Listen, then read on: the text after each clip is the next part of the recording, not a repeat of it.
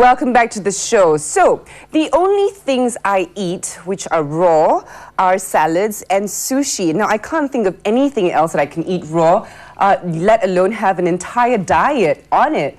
But we've got some very interesting guests today to share with us this story. And before we bring them on, let's take a look at this.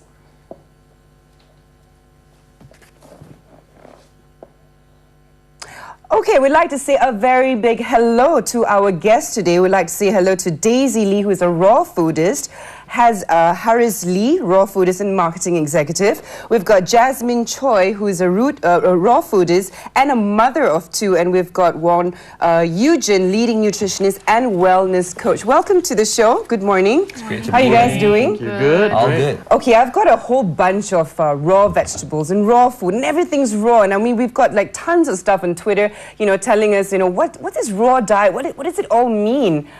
Maybe you can enlighten us. Okay, great. Raw food diet is actually a diet based on 100% plant-based. And what are plant-based products? They are like fruits, grains, nuts, and vegetables, all raw. Okay, Yes. so you have that as a complete diet? Is it something you eat every single day?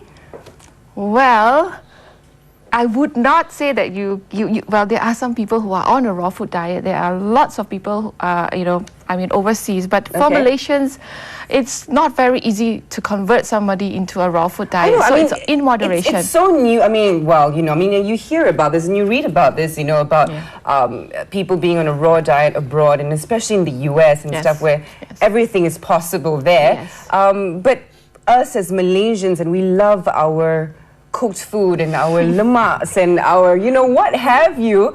How is this all gel in? Maybe you can tell us, Haris. Okay, actually, it's more onto education and realizing what we already have, because if you really look into our food, it's a melting pot of cultures and different sort of food.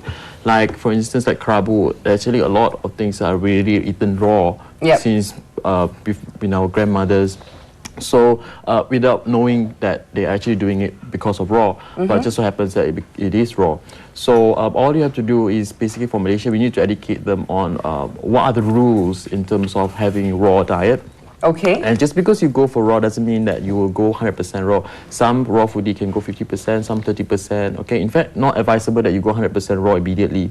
It does take gradually you go up to 100% or 80%. So, but for local food, later I will show you on how to make green smoothie with using our local vegetables. I'm very excited. We've got a food demo coming on later. Yes. But, I mean, before I ask you guys some questions, how did you become a raw foodist? Okay, previously I was in a restaurant and hotel line. Okay. And I was more into pastry. Yeah. So finding out something different in preparation food is something that I'm always passionate about.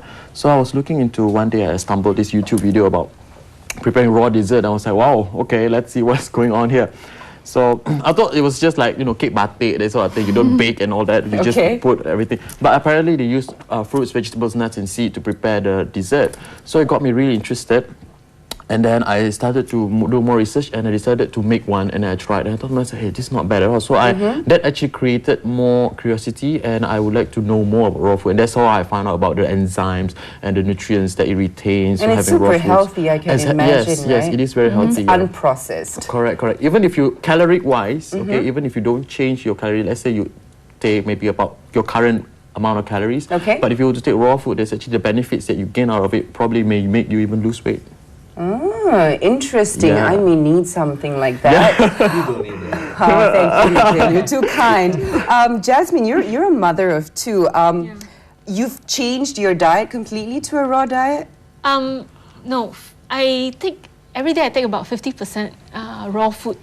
So you're one of those foodies who actually you measure what you eat and you make sure that it's, you know, you've got a certain percentage of it, whether it's cooked or raw or processed or whatever. No, I don't measure. What I do is I make sure that I have a lot of raw food in that day. But I don't measure like how much, you know. How much, but okay, in the so morning, you're not an extremist then. No, I'm not extremist. Phew. Okay. Yeah, but in the morning I make sure that my family drinks at least a smoothie or some juice. Okay. In between they have some snacks like fruits. So when we talk about raw diet, we're talking more vegetables and fruits. Yes. Okay, we're not talking meats. or well, occasionally sushis and stuff like we go that? to a Japanese restaurant, we eat sushi. Yeah, of course, of course. Now, you've got Sashimis. your kids on the diet as well. Yes. Has it always been this way since they were born? Yes. Ah, okay, so Yes. you can't really tell the difference. Or can you tell the difference between yourself, before you started to eat a lot healthy? Yeah, when I was a teenager and up to my early 20s, I was really fat and sickly, and I always had gastric pains, and I had this fatigue syndrome. I couldn't wake up. I just want to lie down every day. So then I realized it's the food that I ate. Okay. Yeah, so I realized it's the char kway teow, you know, two bowls It of makes you noodles. really lethargic, doesn't it? Yes, yes. Yeah, Okay, yeah. okay. So when I was in my 20s, I ate out all the time.